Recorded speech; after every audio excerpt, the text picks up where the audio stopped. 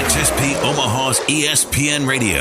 It's time for the Front Stretch, brought to you by Joe's Karting in Council Bluffs. Online at joeskarting.com. Thank you for joining us this morning on the Front Stretch. We are glad you joined us. I am Dan Taylor, joined with two good friends of mine and drivers of dirt track cars. Buddy Ray, driver the number 25 Joe's Karting Sport Mod, and we'll just keep going after that comment. And Andrew Kaziski, driver of the 2X late model out of I-80 in McCool Junction. Guys, how you doing this morning? I'm doing Peachy King. How you doing? All right. Well, it's I'm gonna all be one of fired those up. mornings, huh? I wish I could be sitting in Kansas Speedway right now because everything that walked past looked a lot better than what I'm looking at right now. It sure did. That was, yeah, I don't blame you. I mean, I'll completely agree with you, even though I'm one of them you're looking at. We're looking at you, Dan. Yeah.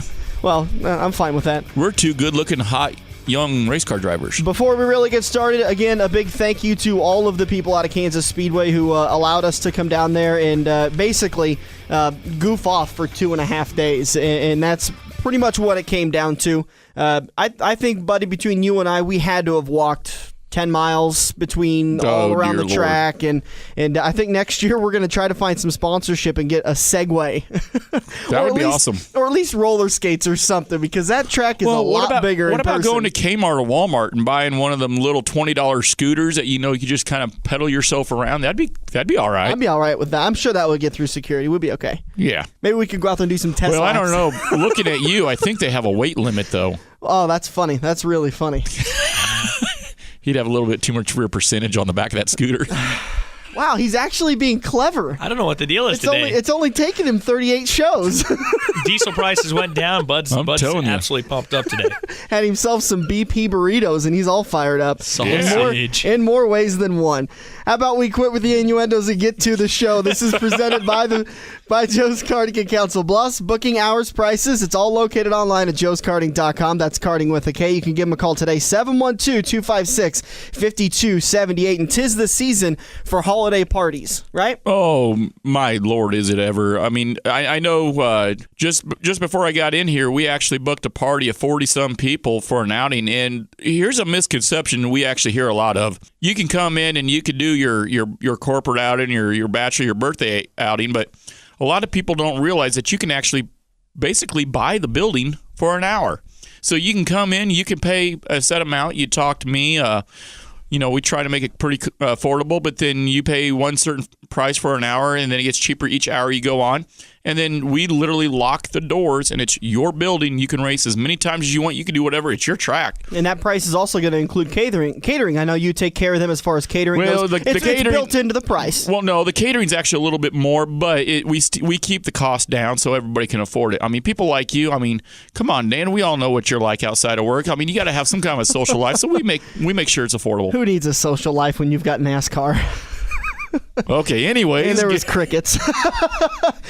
Give Buddy a call today, 712-256-5278. I know I'm pulling every string I possibly can here at AM 590, and I'm going to try to get all of us down there to do our holiday party at Joe's Karting. So as long as you don't take certain carts, that's fine. Oh, well, here we go. Now it's he was the slowest guy in the truck, unless he's got the 88 cart, which I just want to reiterate for the fact, and I loved your dad on Sunday, Andrew. We sat down with Joe Kaczynski for a while, and Friday night at Lakeside, because we were talking about how I beat you and Andrew, and you were coming up with all these excuses, and Joe goes, "You ought to be ashamed of yourself. You two are drivers, and he beat you." And he is absolutely right. I don't care if I sat down in Tony Stewart's cars and you guys took Tommy Baldwin racing cars. I'm not the driver. You guys ought to be able to beat me. And Joe Andrew? Is absolutely right. It doesn't affect me now because I drive a real race car. It doesn't affect you at all. That's the reason why you come up with 90 excuses. Hey, the sun's got to shine on a dog's butt every now and then. So it is what it is. Hey, I'm just proud. I've been hearing all year long about how slow I am, and I ran a 15.6 lap. Fast enough to beat you boys. In turn 4, we're going to sit down with Andrew Kaczynski and talk the infield report. As we always do, we'll talk about what happened at Kansas. Guys, I don't know if we've got enough time to talk about what happened at Kansas. Drama, results, mix up in the points, comebacks, I mean, all sorts of stuff happened. I think we've seen every scenario possible. You know what? But it's great that we saw that because this is what NASCAR's needed for a long time. Exactly, and this is what Kansas has needed for the last couple of years. I think the repave and redesign was a huge positive for them. You saw it in the stands, you saw it in the crowd reaction afterwards, but we'll get into that in Turn 4. Turn 3, we're going to talk about the holiday horsepower, buddy. That's your little baby, no pun intended, the holiday horsepower drive. We'll talk about that, how people can get involved, and what all the holiday horsepower drive does. Turn 2, it's the Fast Five stories that are dominating the NASCAR world. But before we get to all of that, get to the Auto Connection in Lincoln, 21st and P Street. We started out as a nice, cool week. It was beautiful weather, maybe little clouds here and there, 70s, and then all of a sudden later in the week, it just got cold. Yeah. I mean, there's no other way to say it. It got frigid. And that's the kind of weather we expect here in the Midwest. It goes from being beautiful to being ungodly hot to being frigid. And that's what we saw at Kansas last week. Friday was frigid. Saturday was beautiful. Sunday was middle of the road. Yeah. I mean, we saw every aspect of it, and Auto Connection in Lincoln will make sure your car is prepared for those changes. You guys got to have tune-ups. You got to make sure the car is in full working order. Otherwise, stuff's going to break. Hoses are going to crack, radiators are going to crack, stuff like that's going to happen. You got to make sure you're in full working order. So get to the Auto Connection in Lincoln, 21st and P Street, online at autorepairlincolnne.com. You can give Kevin and all the great techs a call today, 402-477-8200. How about we talk about what happened at Kansas, guys? Let's start from the very beginning. As far as keeping everybody up to date, everyone knows that Kansas planned after last season that they were going to do a little bit of a repave and redesign. Now, some drivers were saying the track was perfect, didn't need a repave. I do disagree with that. I think we had Pat Warren on in April, and he said, some drivers really like the way that Kansas drives and the way it handles, but unfortunately, the Midwest weather has just tormented this asphalt, and so it was time for a repave. And they figured, while we're at it, let's put in some progressive banking and make this a 2 and 3 groove racetrack rather than a 1 groove racetrack. Tough to do at the first repave because not enough tire laid down, so that's basically a 1 groove track. And as the weekend went on, I think a lot of people were anticipating about majority of the Cup Series race to be a 1 groove track, and so they weren't anticipating the first race after the repave to be that exciting. Well, that just goes to show you that the experts still don't know anything. I don't know. I mean, I vividly remember on the front straightaway when the cautions came out, especially at the beginning of the race, we were laughing, Dan, sitting up there in turn 4 with Joe and Andrew, that you could see the cars go 3 and 4 wide. Mm-hmm. Now, by the time you got into the corners, I saw quite a bit of 2 and 3 wide. And then you'd see, typical NASCAR, they get strung out around the track after, what did we say, 7 or 8 laps? Yeah, it was about 7 or, well, I mean, you had about 3 laps to pass somebody. After that, everything kind of settled in. And then I was noticing after about 10 laps, the leader would start putting people a lap down. Yeah, I think it was 10 or 11 laps. And, yeah. And the one car I've really got to throw out here, Eric Amarola. Yep. Where in the hell did he come from? I tell you what, that guy was on a rail all day long. He should have won the race. He was the fastest car by far. Absolutely. He dominated all at the beginning of the race, midway through, and unfortunately, he had the same issue a lot of guys did. And you noticed it, Bud, coming out of as they dove down into turn 3. We saw a couple of right fronts blow there. And I'll tell you what, we've been preaching it for the last couple of weeks leading up to Kansas. We talked about it at Kansas. The experience while you're at the track. I've seen it on TV, obviously, tons of times when they show the replay, and they're headed into the corner, and the right front tire blows, and that car just goes straight for the wall. You don't even come close to grasping how hard those cars hit. I mean, oh my God. I was sitting there, and I'm thumbing through my radio, and all of a sudden, I thought a bomb went off. And I look up just enough time to see Amarola's car slam into the middle of 3 and 4. Sparks flew, flames came out, and I was a little frightened for a second there. I mean, I was shocked at how loud and how, just the concussion that came through. It was insane. Not to change the subject, but when you talk about bombs going off, I'm thinking Danica Patrick trying to take Landon Castle out, and she takes herself out. That was pretty... That's going to go on the epic fail highlight reel. Tony Stewart's got a lot of training to do with both of his drivers. I'm telling you. They both did not do very good. Well, let's talk about one driver that... as hosts of this show, we try to remain as biased as possible. As non-biased as possible, but we end up being pretty biased. None of us are hoping for Jimmy Johnson to win the championship series because I think we all understand in the bigger picture of things, that would be bad for the sport for him to win a 6th championship in only 7 years. But you've got to give the guy a hand. I don't even remember what lap it was that he ended up coming out of turn 4 and hitting the wall and not really destroying the back of the car, but taking away a lot of the aero in the back of that car and the handling.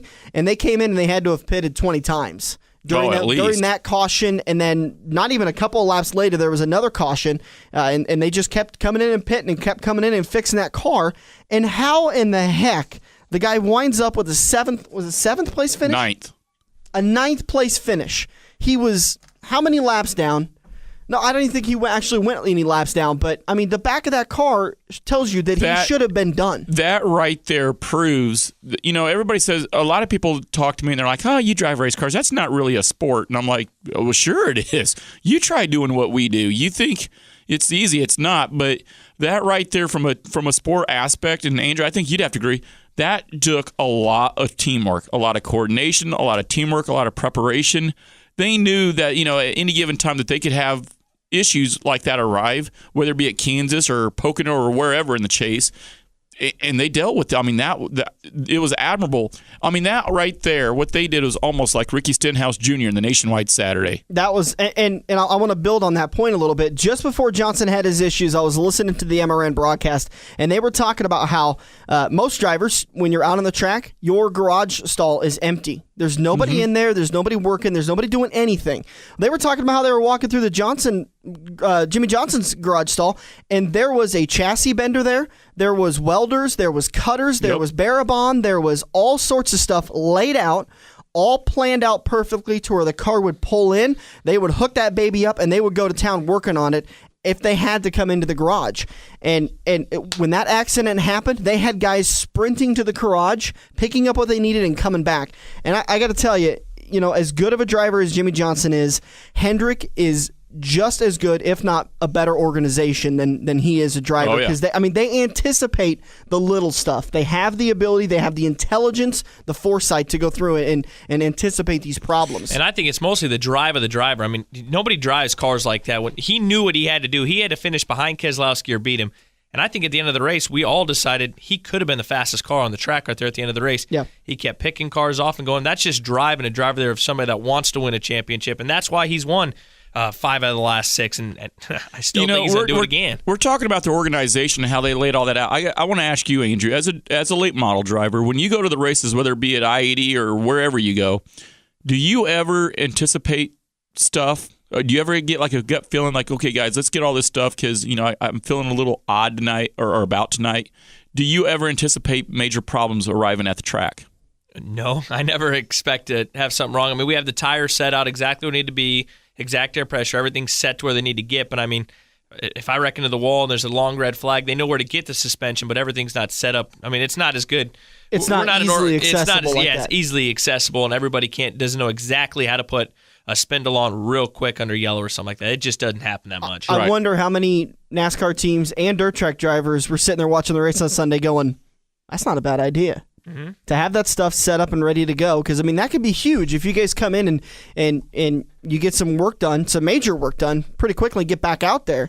You still got a chance of winning the race. One of the things I see at Eagle Raceway, not all teams do this, but the guys with some brains in their head, they'll actually put a jack stand, a tire, some rivets, a manual rivet gun, and you'll actually see them drive up to the top side of between 1 and 2 of Eagle Raceway. So if you come in, some teams are like, well, if they come in, they just bring it over to the pit. And, well, you're losing valuable track time and spots right there, especially if it's under green or yellow or whatever.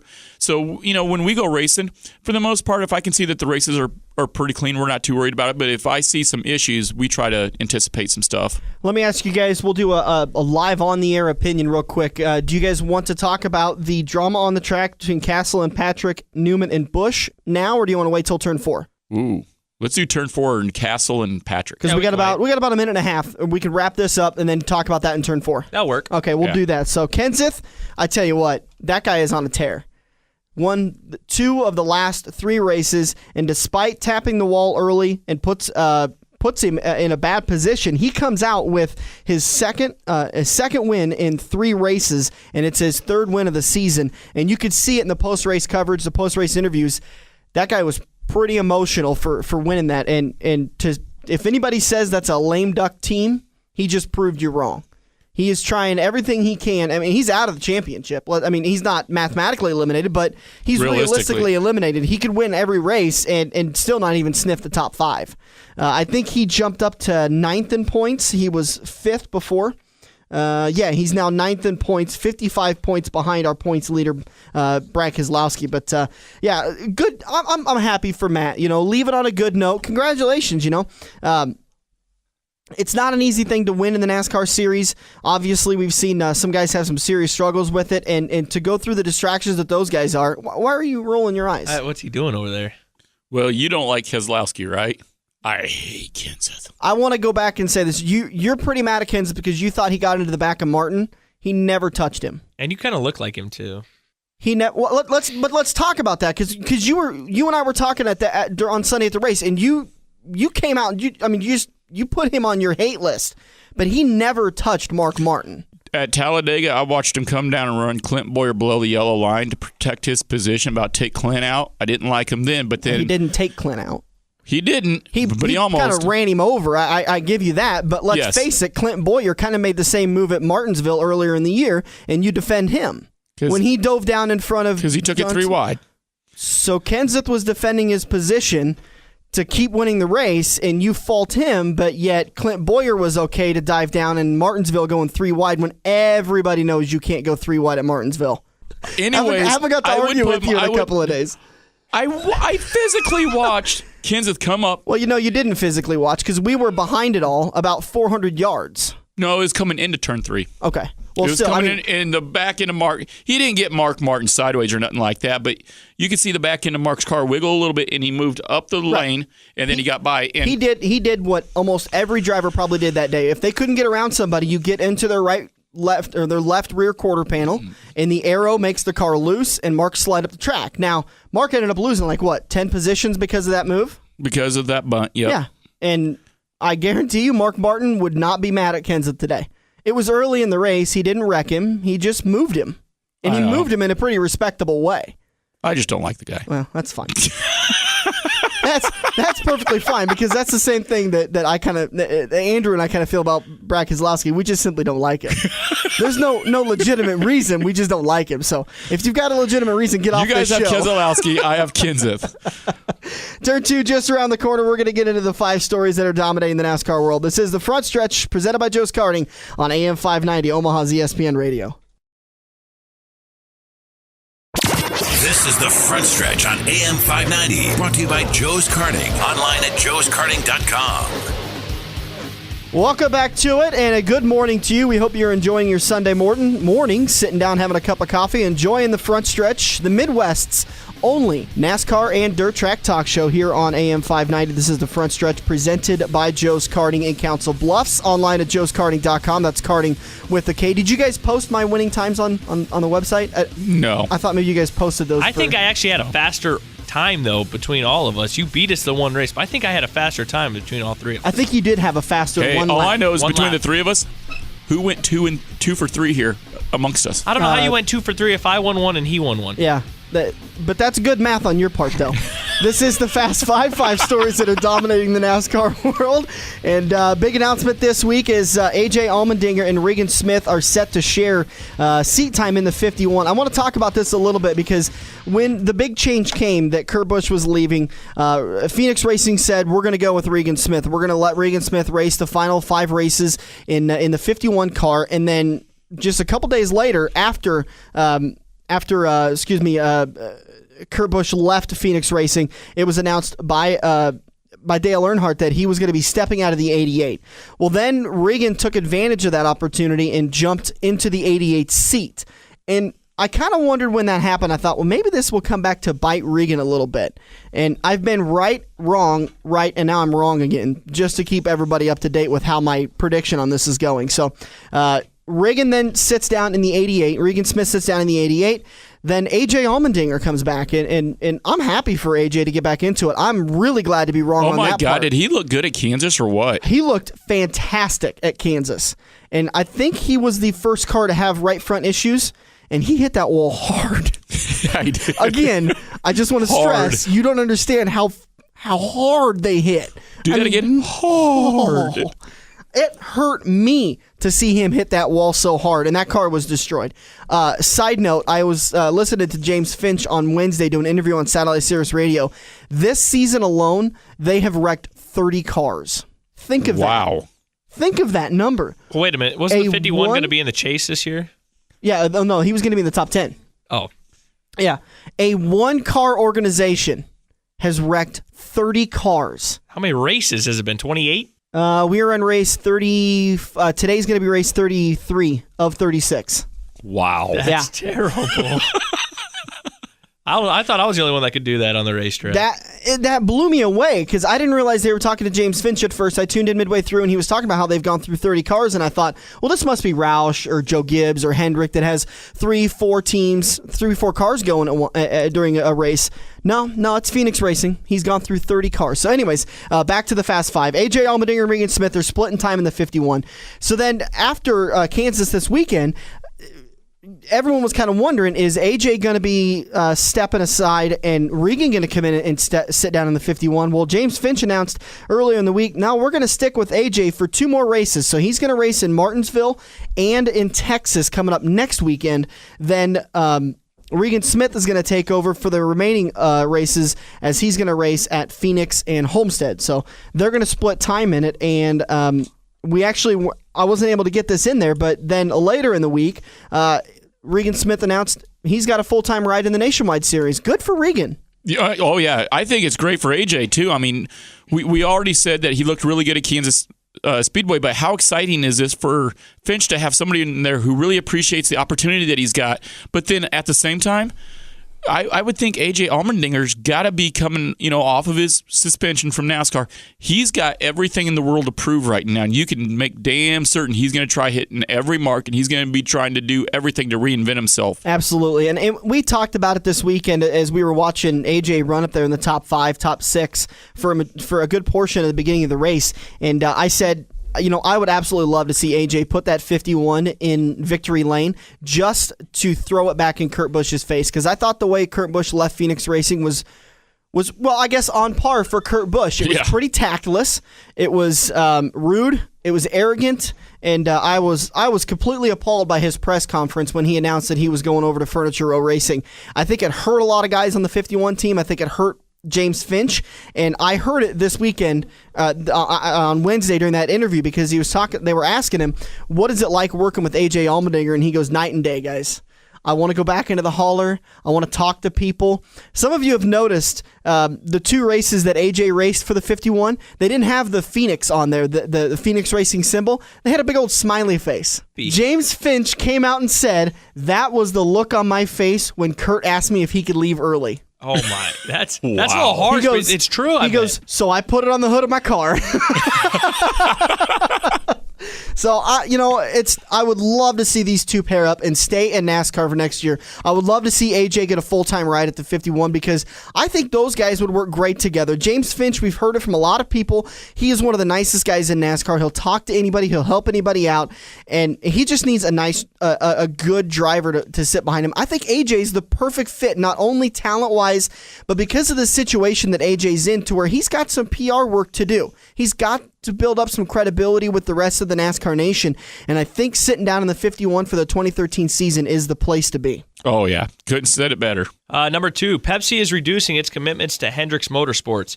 This is 2 of the most popular drivers in the sport here with Dale Jr. and Jeff Gordon. Hendricks Motorsports announced this week that Pepsi is planning to reduce its commitment to the organization in 2013. This season, Pepsi committed to 20 races with Dale Jr. and a few with Jeff Gordon. In 2013, we'll see Pepsi on Jr.'s car for 5 races, Gordon's for 2, and Casey Kane's for 1.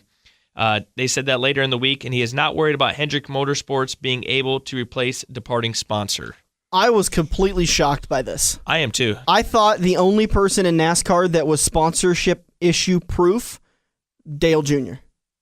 I mean, I would be surprised if Johnson, if Gordon, even Kane, some of these guys had sponsorship issues, but Dale Jr.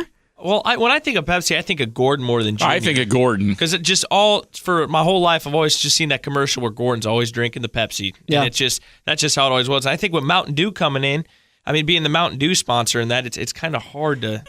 It shocks me, but this surprised the heck out of me to see this. This is the Fast five stories that are dominating the NASCAR world here on the Front Stretch on AM 590, Omaha's ESPN Radio, presented by Joe's Karting and Council Bluffs, online at joeskarting.com. Father Time, Jeff Bodine, announces retirement after competing in 575 NASCAR Sprint Cup Series races over 27 seasons. Did he just bust out a rhyme? I think he did, and then he kind of jumped into his country time again.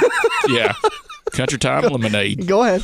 Jeff Bodine is calling it a career. He actually raced? I can't even remember the last race he did, but Bodine... Couple of times. Bodine, who hasn't run a full-time race since 1999, has run part-time since his injury in the then NASCAR Craftsman Truck Series Daytona opener back in 2000.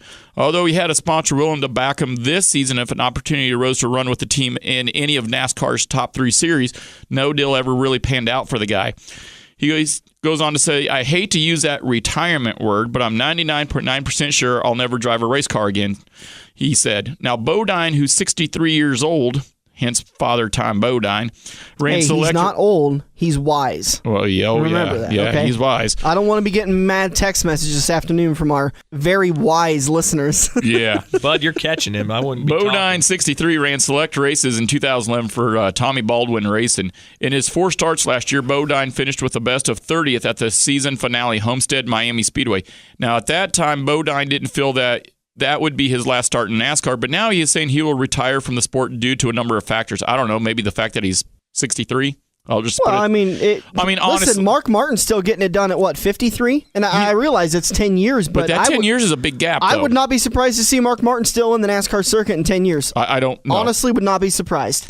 No, and the Bodine, that is you've got the Earnhardts, you got the Pettys, you got the Kowickis, the Allisons. You have the Bodines. And I believe there's 3 or 4 brothers, if I ain't mistaken, Andrew. Todd, Jeff. Come on with me. Who is there? Mike? Todd, Jeff. Mike Bodine. Yep, your bet. Mike Bodine. I mean, they're no stranger to racing, but, when you get up to 63 years of age, what does he really have to prove? I mean, he's been around it for 27 years. He's forgotten more about racing than what some of the newer guys will ever learn. Well, let me ask you this then. I mean, if you're 63 and you've still got an opportunity to sit behind your sport mod, or maybe then you're running late models, if you can physically do it, would you stop? No. Okay. I think Glenn Roby's a perfect example of it. I think How old is Glenn Roby, Andrew? I think his last race, he was about 70 years old. Yeah. I think that's Jeff's exact thing, is that he still wants to race, but he's having some physical issues. And at 63, you don't blame the guy, but I think if you're physically fit to do it, it's just like... what's that guy's name? Brett Favre over in the NFL. He was still physically able to throw interceptions for several years, and so he kept doing it all year long. You're not a Brett Favre fan, I see. I just wanted to throw that out there. On to number 4, NASCAR's considering a baseline test for concussions. I think this is a superb idea, and they need to do this. Over the last 2 weeks, NASCAR Nation has had their eyes opened up to concussions. We found out 2 weeks ago, just before we headed to...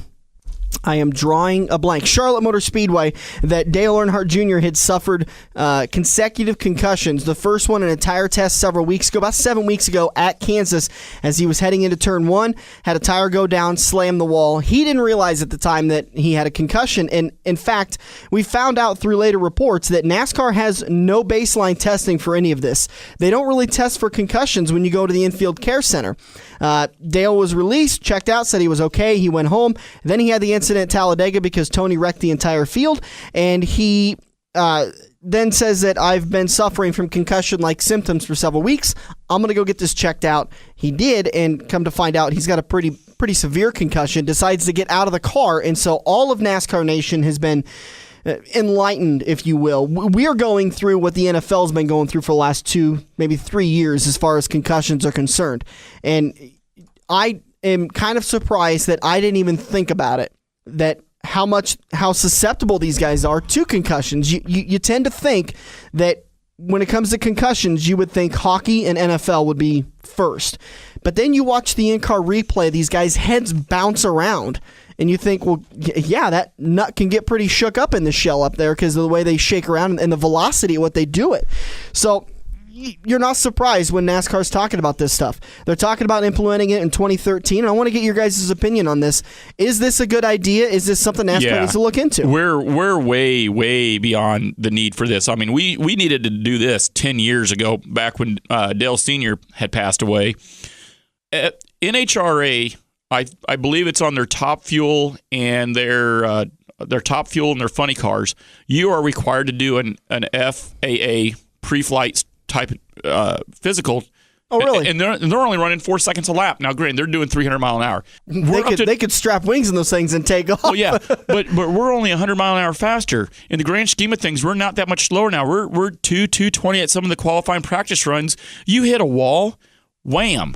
Yeah. I mean, yeah, we need, I think every year that the NASCAR drivers in the Cup Series and even the Nationwide, I think every year they should be required to go through a physical. I mean, I love the fact that NASCAR does the random drug testing, but go one step farther and let's make sure these guys are around, for the next few years. Yeah, and let's be clear. They do have to complete a physical at the beginning of the year. Do you have to complete yours, Andrew, to get your NASCAR license? No, there wouldn't be no drivers in dirt. Okay. No, there wouldn't be. I know the NASCAR boys, in order to get your touring series, your Grand National Series, your Truck Series, Nationwide, and Cup Series licenses, you have to complete a physical at the beginning of the year in order to receive your license and be sanctioned by the body. And it's just a simple addition onto this physical. You sit down and you take a test, and it asks you simple questions. And then when you have an injury, so if you hit the wall, let's face it, if you have to go to the infield care center for any reason, you retake that baseline test. They ask you the exact same questions, and it's interesting to see. You've heard this all through the week. We've listened to interviews and read articles about it.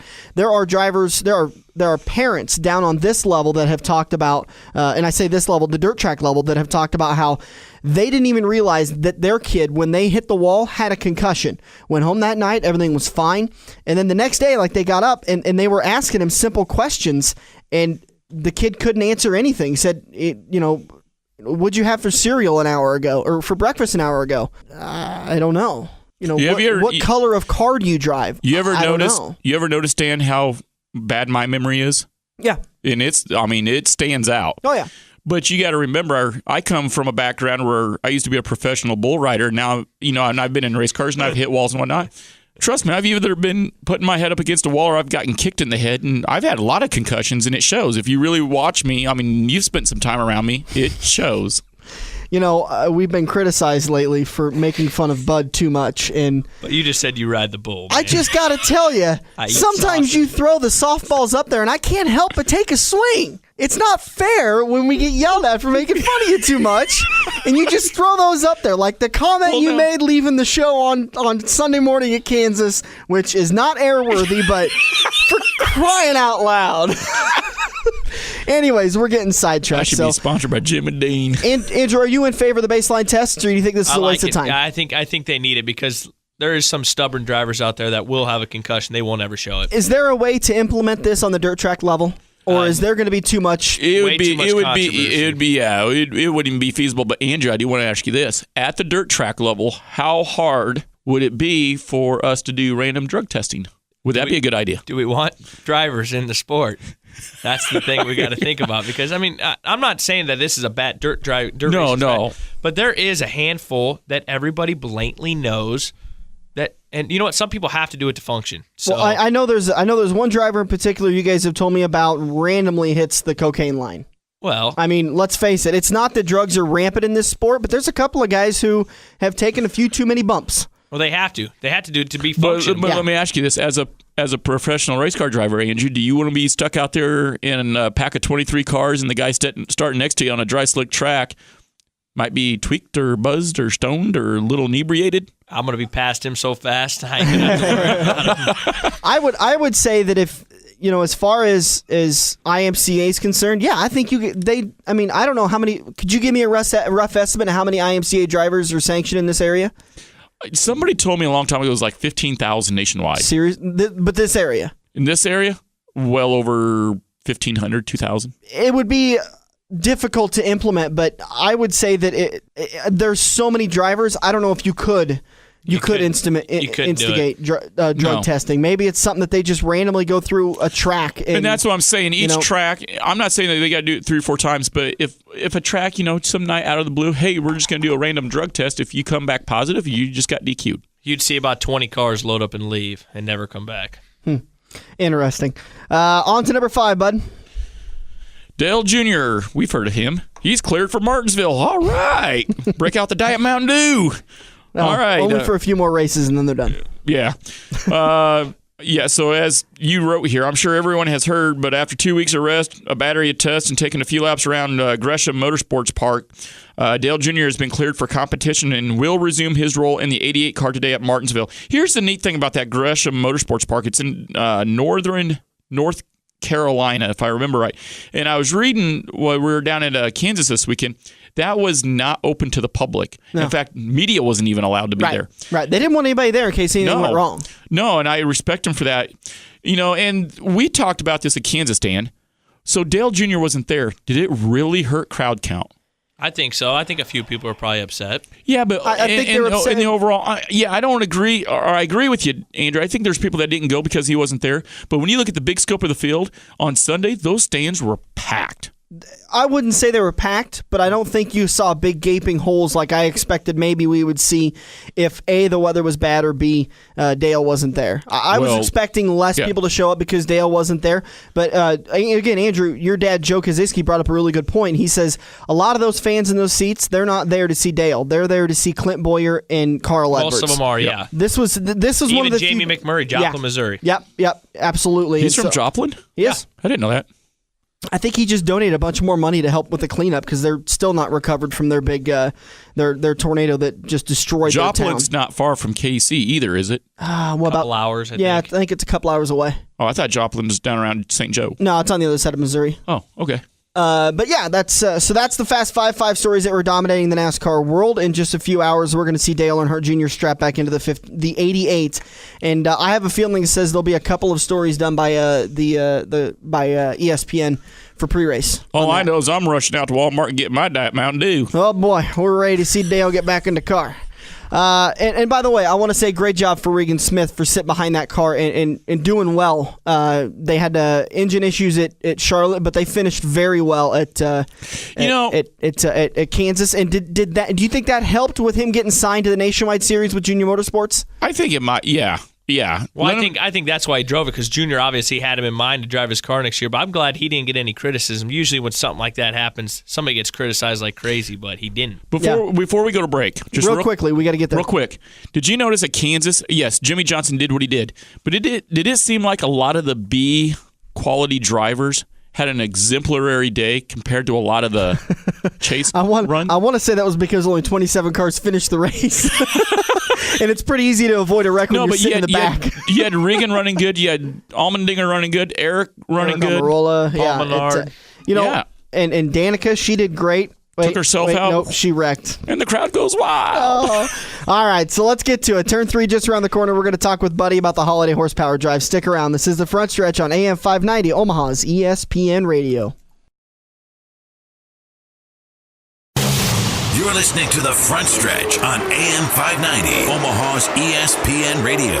Brought to you by Joe's Karting in Council Bluffs. Online at joeskarting.com.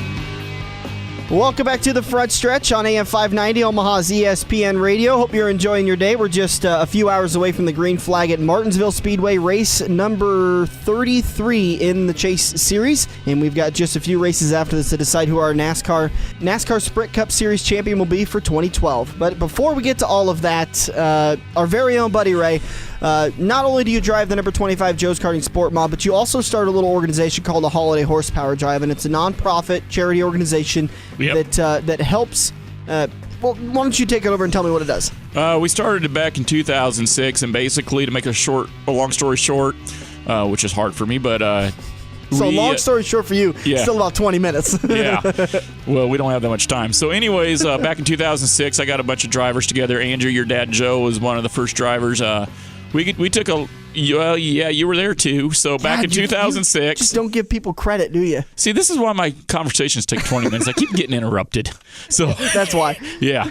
But anyways, we got together. We got a lot of stuff donated, cash, TVs, T-shirts, decals, toys, stuff like that. And we ordered the Children's Hospital, and we sat down, and all 100 families got a hand-wrapped Christmas on behalf of the drivers. And it was supposed to be a one-time deal. 2007 rolls around, and everybody's going, Bud, when are we going again? When are we going again? So I was like, oh, what the hell? We'll do it again. And it just kind of took off. In 2008, we started the Racing with the Stars, and that is going to be this year, November 4th. It's on a Sunday from noon to 4. And this is one of the funnest events that you're going to get to do in the Midwest. What is the benefit of the Racing the Stars? The benefit it's to make money for the holiday horsepower drive, so that way we can go out and we can buy T-shirt and toys. You know, the economy's rough right now, and so the people that have donated in the past, they may not be able to donate this year. So if I make a fun event that can raise money, well, then we can go out and get the stuff that may not have been donated because people don't have the money right now. But this year, some of the big names that we got coming, some of the celebrity drivers, we got Hunter Weber, Shane DeMay, Josh Bloom, our own Andrew Kaziski, Dan Taylor, something or other can't get out of his way. Some guy that beat everybody else one night. Stefan Siebesma, Josh Most, last year's winner, Nicole Peterson, Shannon Anderson, Jake Masters, Cameron Meyer, Nelson Volbrick, Jeremy Dinsberger, Justin Birchshinger. He don't even know who's coming. Janae Gustin, Richie Gustin, Brent Yoakum, Tyler Drucke, Cody Ledger, and J.C. Wyman. He might have beaten you, Andrew, a couple times. With that being said, all races are $10 per 8-lap race, $3 for each race sold. We'll go back to the holiday horsepower drive, and then what we're going to do is, out of all the races between 12 and 3:30, you can buy as many races as you want. Remember, they're only 8 laps long, but we're going to take the top 5 fastest by lap time, which, Dan, I know you're not going to be in there, with the general public, put them in the feature. And then with the 20 to 30 celebrity drivers, we'll take the top 4 fastest by lap time. We'll put them 6th through 9th. Last year's feature winner, Nicole Peterson, she'll start 10th. And we'll have a 25-lap feature with the Racing with the Stars. There'll be a 3.5, 4-foot tall trophy for first, a 2.5, 3-foot tall trophy for second, and about a 1.5-foot tall trophy for third. And then all the money later on gets donated to the drive, and then we go out in December and we get stuff for the kids. And it is one hell of a time. So again, this is the Racing with the Stars. Yep. Tell me again the list of names for the stars that are going to be there. J.C. Wyman. Give me a little history behind someone. What's J.C. Wyman doing? J.C. Wyman, late models. He's out of Corning, Iowa. I believe he's a track champion this year, I believe. Cody Ledger, here's a neat kid, 15, 14 years of age, something like that. At 12 years old, he was a national sprint car champion. Tyler Drucke from the sprint cars, Brent Yoakum from the hobby stocks. Richie and Janae Gustin, they come from a big-time racing family within IMCA. They've never been to Joe's. What relation are they to Ryan? Parents? Brother, sister. Okay. Brother, sister. Cameron Meyer, he's your 2012 national champion in the sport compacts for IMCA. Nelson Volbrick, he's actually top 5 in IMCA national points in the sport mods. Jeremy Dinsberger is actually going from, I believe, sport compacts to the 305 sprint cars at Eagle next year. Oh, really? Somebody's actually going to race these race savers, even though we heard everyone was never going to do it. We got Justin Birchshinger out of the Norfolk area. He's been racing late models and stock cars for a number of years. He's usually good for 5 or 6 wins. Jake Masters. Jake Masters comes from the stock cars this year in 25 starts. He has 14 wins and 8 second-place top finishes. Wow. Super nice guy. Shannon Anderson, the winningest driver in IMCA hobby stock history with 4 national titles. We have Josh Most. He's lapped Andrew Kaziski about 15 times this year. He's lapped everybody. I don't think he's ever lapped me before. No, Josh, he doesn't race. Oh, yeah, he does. He races late models. Josh Most, he's come from the late models modifieds, and he's actually the owner of Edge Chassis, and then Nicole Peterson, his girlfriend from last year. Is Josh healed up from Racing with the Stars, Crawford County style? That was Joe's versus Pros night. Oh, my bad. That was... Listen, Danica Patrick could take a couple of cues from Nicole Peterson on how to wreck somebody because she straight up wrecked Josh Most. She owned him. She broke the track when she wrecked her own boyfriend. Josh's hands were busted wide open, bleeding. Good. On the track. Yeah, good. My sentiments exactly, because he says to me just before he walks out to go that race, he goes, I'm going to get into a wreck. I'm going to make somebody mad. Here's one other thing I forgot to mention. Josh Most, being the owner of Edge Chassis, he's actually going to donate $50 cash to the highest finishing public driver, and he's going to donate $50 cash to the highest finishing celebrity driver in the feature. So he's donating $100. Good for Josh. Then we have Stefan Siebesma. He's the owner of Siebesma Race Wraps. He's a sponsor of mine. He's always helped every year, so he's coming down this year. Andrew Kaziski. We all know who Andrew is. We all know who you are, Dan. Mm-hmm. I'll be there. Shane DeMay, 2012 Crawford County Modified Track Champion. And then Hunter Weber. A lot of people don't know who Hunter Weber is. Hunter Weber is 15 years old, drives flat carts. One day he aspires to be in the late models or modifieds. Earlier this year, he did the Relay for Life cancer race out at Eagle Raceway. I didn't realize it, but he organized it, promoted it, ran it, didn't race at it, but he ran everything. He was the man to be, and he raised over $7,000 that weekend for the Relay for Hunter. So that's the kind of guy I want in the Racing with Stars, but that's who you're going to be able to possibly race against in the feature. We got about 20 seconds left. When, where, how? November 4th, noon to 4, Joe's Karting, 2121 South 32nd Street, 712-256-5278. Next Sunday, get out there to Joe's Karting between noon and 3:30, right? Yep. You, as the fans, will be able to race in this race. Absolutely. You're going to have a good time. I guarantee you're going to have a great time. It is a lot of fun. Come out there, bring a couple of dollars, and help out children at Children's Hospital. Yep. You get to meet some of your favorite dirt track drivers, and you get to do some racing while you're at it. Who could ask for anything more? Well, all I know is I'm just looking forward to lapping you and finally shutting you up. That's not going to happen. Andrew? The lapping or the shutting me up. I mean, that will never happen. People have been trying to shut me up for years. Andrew's over here shaking his head. My sister found out a long time ago duct tape doesn't even shut me up.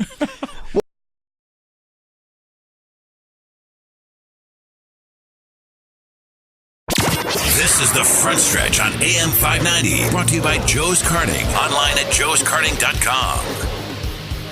Getting the signal of 1 to go. We're headed into turn 4, just about ready to take the checkered flag. This is the Front Stretch on AM 590, Omaha's ESPN Radio. And turn 4 is presented by Kaziski Auto Parts. Looking for quality used parts to keep your truck on the road or get it back on the road? Give an experienced salesperson a call today at Kaziski Auto Parts, 402-731-4592. You can also stop by 50th and I Street right there in Omaha, and you can talk to Andrew about getting a full warranted part from Team PRP. That's Kaziski Auto Parts, 50th and I Street in Omaha, 731-4592. Guys, let's talk about the infield report. Let's talk about this drama that happened last Sunday at Kansas Motor Speedway.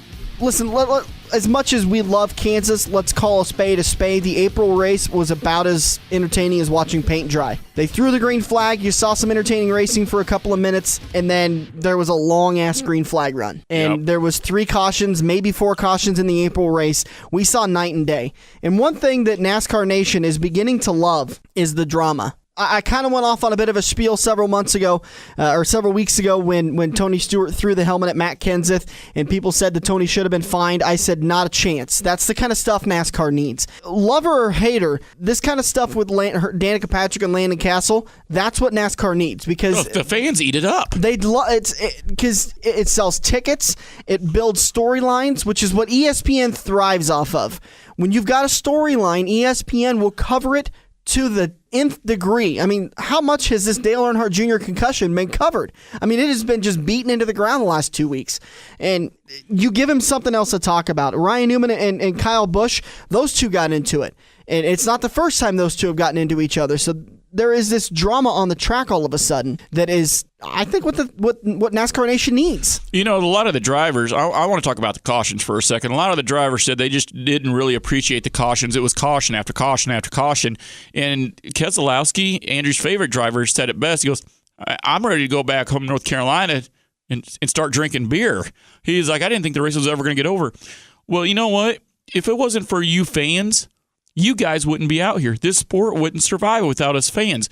And honestly, it is no fun to tune in on ESPN on the TV stations, and here's Coachman talking about, well, they had 3 cautions today. Everybody was brought out, spread out, so-and-so won the race. What you're trying to say is green flag runs are about as boring as hell. They're boring. I mean, they're horrible. Yeah. But I think I agree with some of these guys. I think 14 cautions, there was a certain point in that race when it was just like, oh, my God. I remember looking at Andrew's dad, Joe, and I was like, oh, my God, this is like watching a B-Mod feature at I-80. It was. 20 cars start and 10 finish. Yeah, 43 cars started the race, 27 finished. I mean, almost half the field were in the garage by the end of the race. It made it exciting. I liked it. I don't like seeing 25 finish. Don't get me wrong.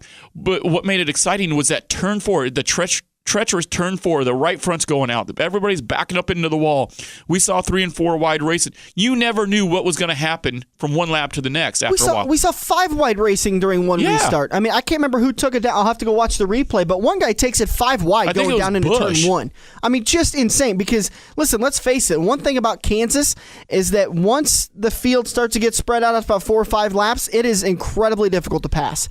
Every driver understands this. If you're going to get positions, you do it during the restart, and you've got 1 or 2 laps to go. One or 2 laps to do it. And then after that, it's going to be difficult to catch them because your tires wear down a little bit, things get spread out a little bit, and the arrow the clean air gets to everybody. The one thing that you described perfectly, and you are absolutely right on this, Dan, and it makes Kansas boring from this aspect. You get the one guy that's sitting on P1 leading the race, he'll just take off from the pack. And I'm like, what the hell is this? I mean, come on. We saw it with Eric. We saw it with Martin.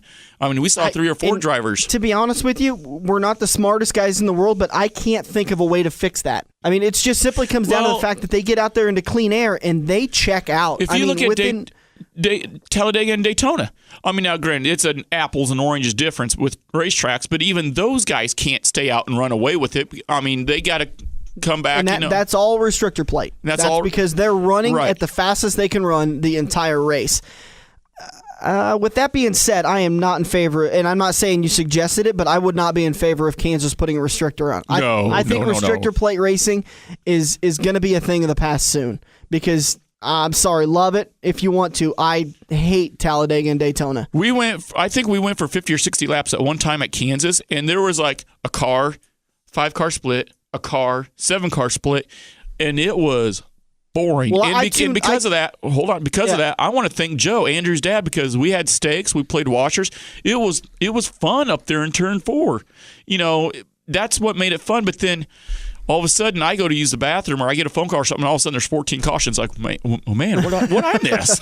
Well, the reason why there were so many cautions is because Tony Stewart didn't teach his drivers how to wreck. I think both Newman and Danica drove through what was it, Kyle Busch and Landon Cash's B pillar instead of completely taking them out in the rear end. I think they drove right over their door. Yeah, and Tony wrecked on his own coming out of turn 2. So Stewart Haas Racing, Stewart Haas Racing. I mean, I was surprised to see him get the finish he did. Do you think Tony's going to have some stern words for Newman and Patrick? No. All I know is I'd let Danica Patrick wreck me every week if we could mud wrestle after. I don't even know what to say. Well, with that being said, let's wrap it up. Martinsville just around the corner.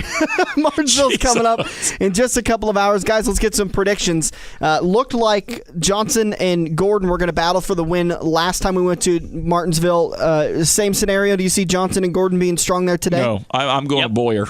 You're going Boyer?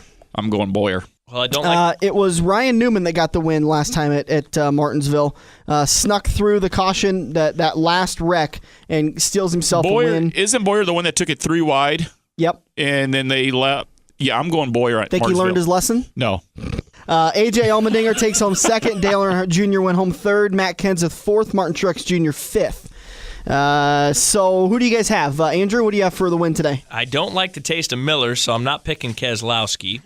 And I'm going to go with Kyle Busch. He's not in the chase, but he's going to pick up the win anyway. I like Hendricks. They're going to be fast, but Kyle Busch, I think, could win it. He's hungry, and this is the kind of track that plays right into his kind of, I wouldn't say, and I'm definitely not going to say dirty, but he's an aggressive driver. If you don't move, he'll move you. Yep. How good do you think Kenseth is going to be in this? I mean, he is driving that Zest Ford. He might, wash the competition out of the picture. I think he'll run about 15th. Cliche king over here. I'm gonna go Denny Hamlin. I'm going to take Hamlin for the win. Okay, how do we all think Keselowski's? What is the points going to be after this? Is it still going to be the same right now? Honestly, I'm starting to put my chips in the fact that Keselowski just cannot have a bad finish. I think he is going to top 10, top 5 his way. If Jimmy doesn't win today, he's going to run 2nd. I think Jimmy Johnson's facing the only guy that can top 5 him to a championship. Top 5 him. Okay, with that being said, Clint Boyer, he's 25 points behind Keselowski in the points. Does he have a chance at maybe winning? I think him and Kane both still do. If them two wreck this week, it'd be a heck of a chase.